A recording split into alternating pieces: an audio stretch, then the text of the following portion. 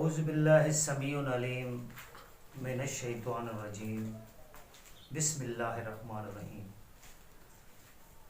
ناظرین، ہم سورہ بقرہ کا ترجمہ تلاوت کر رہے ہیں اور سورہ بقرہ جو ہے اس میں اللہ تعالیٰ نے بنی اسرائیل کا تذکرہ کیا ہے، اپنے احکامات بتائے ہیں، اور ہم جس آیت پر ہیں وہ آیت 257 ہے۔ تو اس میں اللہ تعالیٰ فرما رہے ہیں اللہ حامی و مددگار ہے ان لوگوں کا جو ایمان لاتے ہیں، نکالتا ہے ان کو تاریکیوں سے روشنی کی طرف۔ یعنی اللہ تعالیٰ فرما رہے ہیں میں جو حامی اور مددگار ہوں، جن کا میں دوست ہوں، وہ ان لوگوں کا ہوں جو ایمان لاتے ہیں، یعنی میری آیتوں پہ جو یقین کر رہے ہوتے ہیں، مجھ پہ جو ایمان لا رہے ہوتے ہیں۔ اللہ تعالیٰ فرما رہے ہیں کہ میں ان کا حامی اور مددگار ہوں۔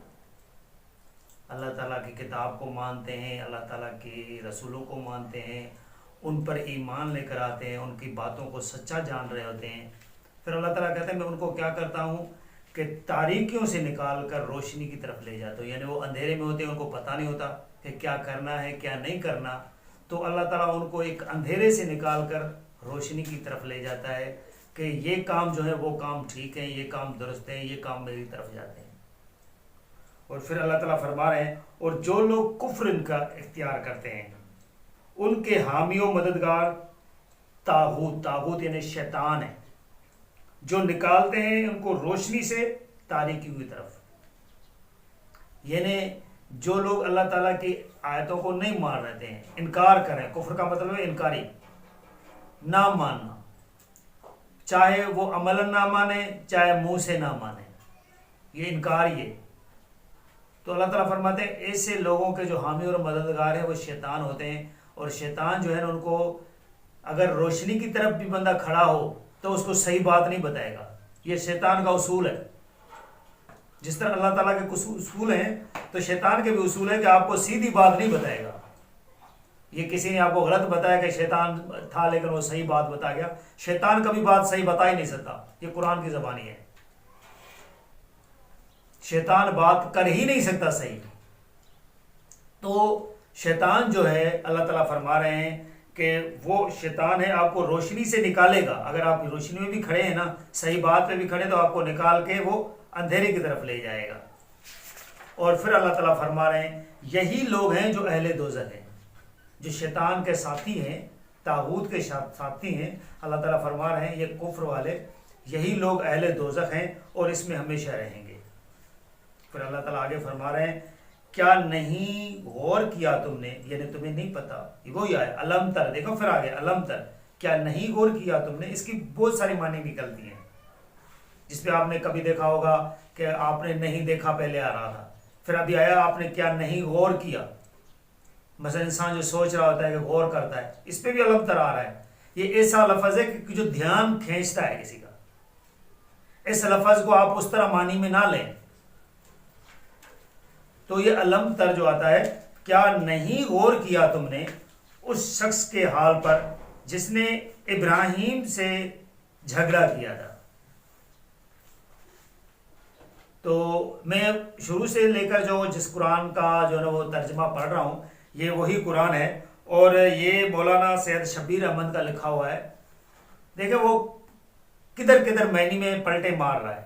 یہ مولانا ہے، یہ عربی دان ہے، لازمی جس نے ترجمہ کیا وہ عربی دان ہے۔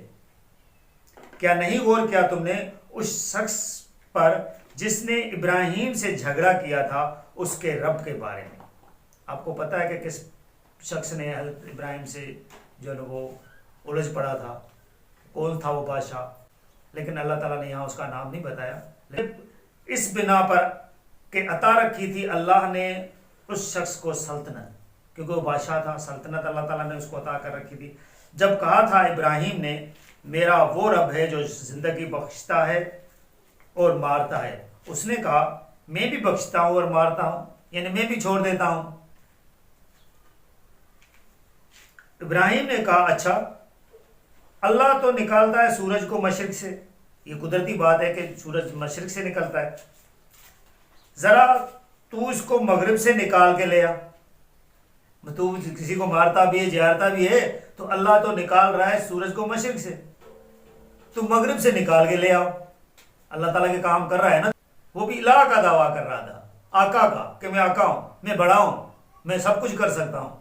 جس طرح وہ آج کل کے کچھ حضرات ہوتے ہیں جو کہتے ہیں ہم تو سب کچھ کریں گے. جو دیکھیں آپ کتنے دعوے ہوتے ہیں تعویذوں والوں کے, باقیوں کے, کہ آ جاؤ تو ہم یہ کریں گے, آپ یہ کریں گے, وہ کریں گے. یہ الہ بنے ہوئے ہیں, یہ سب کچھ کر سکتے ہیں, یہ سب کچھ نہیں کر سکتے. تو وہ بھی الہ کا دعویٰ کر رہا تھا. تو اللہ تعالیٰ حضرت ابراہیم نے کہا کہ ٹھیک ہے, اللہ تعالیٰ تو جو ہے وہ مشرق سے جو ہے وہ سورج کو نکال رہا ہے, تو تم ایسے کرو کہ اس کو مغرب سے نکال لو. تو وہ ششدر ہو کر رہ گیا. وہ جو کافر تھا, اور اللہ نہیں دیا کرتا ہدایت بے انصاف لوگوں کو. اللہ تعالیٰ کہہ رہا ہے کہ جو بے انصاف لوگ ہیں, جن کے ذہن کام نہیں کر رہے ہوتے ہیں, جو اللہ تعالیٰ کی آیتوں کو نہیں مان رہے ہوتے ہیں, اللہ تعالیٰ کے احکامات کو وہ بس ایسے ہی کر رہے ہوتے ہیں, اور جن کو بات سمجھاؤ نا تو اس کے بعد سمجھ میں بیٹھتی نہیں ہے, ایسے بے انصاف لوگوں کو اللہ تعالیٰ ہدایت نہیں کرتا. پھر آگے اللہ تعالیٰ فرما رہے ہیں یہاں اسی طرح اس شخص کو جو گزرا ایک بستی سے, یہاں بھی اللہ تعالیٰ نے نام نہیں بتایا, تو کیسے زندہ کرے گا اس آبادی کو اللہ اس کے مرنے کے بعد, کیونکہ وہ مرنے کا مطلب یہ کہ وہ بس گر پئی تھی, ختم ہو گئی. تو مردہ رکھا اللہ نے اس کو 100 برس تک, اللہ تعالیٰ نے اس کو پھر کیا کیا, مار دیا 100 برس تک. پھر دوبارہ زندہ کیا اسے اور پوچھا کتنی مدت پڑے رہے ہو تم, تو بولا میں رہا ہوں ایک دن یا دن کا کچھ حصہ. دیکھیں حضرت علیہ السلام کو سب نبی پا رہے ہوتے ہیں, وہ نبی تھے, لیکن جب اللہ تعالیٰ نے اس کو مارا 100 سال مارا. اللہ تعالیٰ نے خود بتا رہے ہیں کہ میں نے اس کو 100 برس تک مارا. پھر جب 100 برس مارنے کے بعد جب اس کو زندہ کیا, اٹھایا اور اس سے پوچھا کہ آپ کتنی دیر تک پڑے رہے ہو, تو حضرت عزیر علیہ السلام کیا بول رہے ہیں کہ ایک دن یا دن کا کچھ حصہ. ابھی آپ خود اندازہ لگاؤ, ایک نبی ہے, نبی فوت ہوا ہے, نبی کو پھر اللہ تعالیٰ نے زندہ کر کے پوچھ رہے ہیں کہ کتنی دیر تک پڑے ہو, تو اس کو کوئی پتہ نہیں ہے. ایک نبی کو کوئی پتہ نہیں ہے کہ میں کتنی دیر تک رہا ہوں. وہ کہہ رہا ہے کہ ایک دن یا دن کا کچھ حصہ, تو یہ باقی انبیاء کو کیسے پتہ چل جاتا ہے؟ حضور صلی اللہ علیہ وسلم کو کیسے پتہ چلے گا کہ میں بھی ابھی تک آ رہا ہوں؟ اور حضور صلی اللہ علیہ وسلم آپ کی میلادوں میں کیسے پہنچ جاتے ہیں؟ جو اس کا مطلب ہے اس کو پتہ ہو نا, جو آئے گا تو اس کو پتہ ہوگا کہ ادھر یہ میلاد ہو رہا ہے. اس کو تو پھر دنوں کا ہی پتہ ہے, اس کو تو پھر ہر بندے کا پتہ ہونا چاہیے. یہ باتیں پھینکنا ہے. میں نے بتایا نا کہ وہ بات ہم مانیں گے جس کے حق میں قرآن ہوگا. آپ دین کی بات کر رہے ہو, دنیاوی رسومات کی بات نہیں کر رہے ہو. اگر آپ اپنی رسومات کی باپ دادا کی بات کر رہے ہوتے نا تو ہم نے آپ کو کچھ نہیں کہنا تھا. آپ دین کی بات کر رہے, خود بھی گمراہ ہو رہے ہو, باقیوں کو بھی گمراہ کر رہے ہو.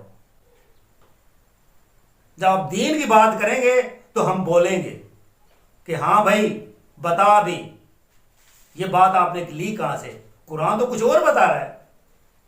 اس کا مطلب ہے تیرا قرآن کوئی اور ہے کیا جس پہ یہ باتیں لکھی ہوئی ہیں؟ اس قرآن پہ اس قرآن پہ جو محمد صلی اللہ علیہ وسلم پہ نازل ہوا ہے, اس قرآن کی آیتیں بتا ہمیں, اس قرآن سے ہمیں حوالے دے, پھر تیری بات مانیں گے. تو قرآن یہی بتا رہا ہے کہ اس نبی کو پتہ نہیں تھا کہ آپ وہ کتنی دیر تک پڑا رہا. وہ اس نے بتایا ایک دن یا دن کا کچھ حصہ.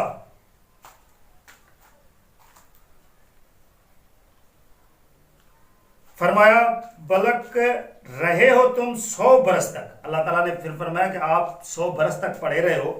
اب ذرا دیکھو اپنے کھانے کو اور پانی کو, سڑے بسے نہیں. وہ کھانا اور پانی 100 برس تک اس طرح ہی تھا. اللہ تعالیٰ نے اس کو کچھ نہیں ہونے دیا. اس کا حکم تھا کہ پانی اور کھانا بالکل صحیح سلامت رہنا. اور دیکھو اپنے گدھے کو جو بھی مرا پڑا ہے، اللہ تعالیٰ نے گدھے کو ہی مار دیا تھا. مثلا وہ چیز جو جاندار تھی دونوں کو مار دیا، اور وہ جو چیزیں تھی جو کھانا پانی تھا اس کو اللہ تعالیٰ نے اسی طرح رہنے دیا. اور یہ اس لیے کہ بنائے تمہیں ایک نشانی لوگوں کو لیے، کیونکہ بعد والوں کے لیے اللہ تعالیٰ نے اس کو نشانی بنانا تھا.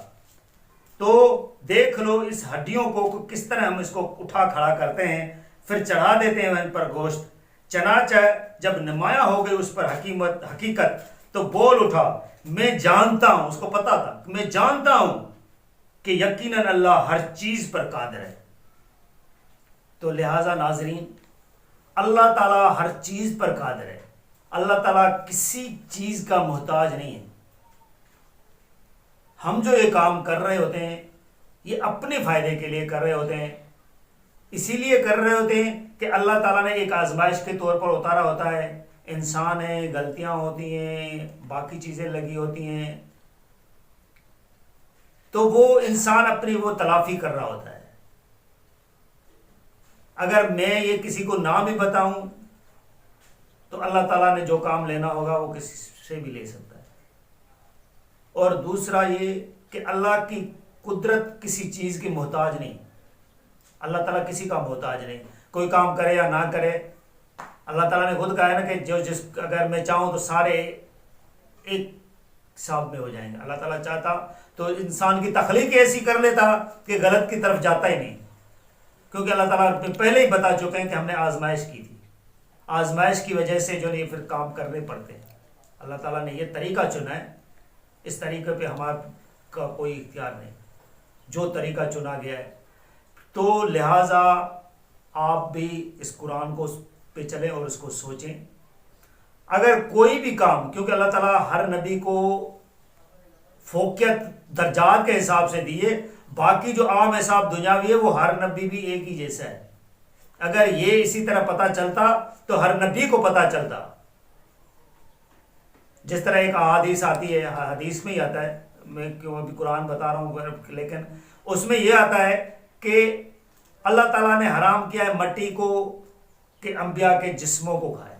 دیکھیں پھر اللہ جب حدیث آتی ہے تو یہ اللہ صلی اللہ علیہ وسلم بتا رہے ہیں نا کہ ہر نبی کے لیے یہ ہے کہ جسموں کو مٹی نہیں کھائے گی اس کے. پھر ایک نبی کے حساب سے نہیں ہے، پھر کہ کچھ اگر قوانین اللہ تعالیٰ نے رکھے تو پھر وہ سب کے لیے ہوں گے، ایک کے لیے نہیں ہوگا. اللہ تعالیٰ کی جو وہ طریقہ ہے نا وہ چینج نہیں ہوتا. تو سب انسانوں کے لیے یہی اللہ تعالیٰ نے رکھا ہے. جو مر جاتا ہے اس کو کوئی نہیں پتا ہوتا، چاہے وہ پیر ہو پیغمبر ہو. مر گیا، یہاں سے گیا، پیچھے اللہ ہی چلاتا ہے. اس کو بلانے کی کوئی ضرورت نہیں ہوتی کہ تو جا اور آ جا.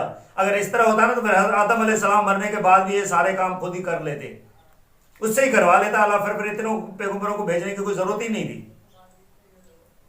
تو لہذا تھوڑا سا عقل سے کام لیں. اگر آپ دنیاوی کام کر رہے ہو تو کتنا عقل سے کام لے رہے ہوتے ہو، اور دینی کام میں اتنے بیوقوف کیسے بن جاتے ہو کہ بالکل ڈل سے ڈل رہ جاتے ہو. لہذا سوچیں اور سوچ کے